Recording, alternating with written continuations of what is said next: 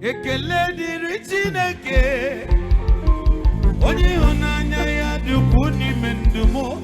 Everyone say.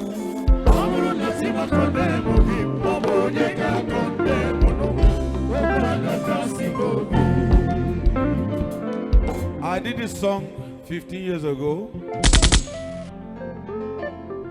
I know so many of you started hearing this song newly because somebody went and pirated me anyway. They stole from me. But it's still my song because I can still take you to the album where I sang this song. Surely. You have it? Good, good. Ekele diri Chineke. Onye hunanya ya dukuni memo. Everyone say.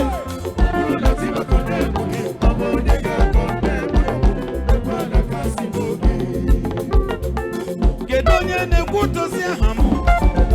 Onye ngori ino gafo de damo. Wano ya.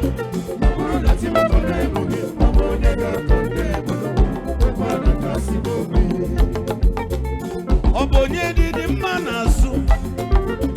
Onye ngori yo di mana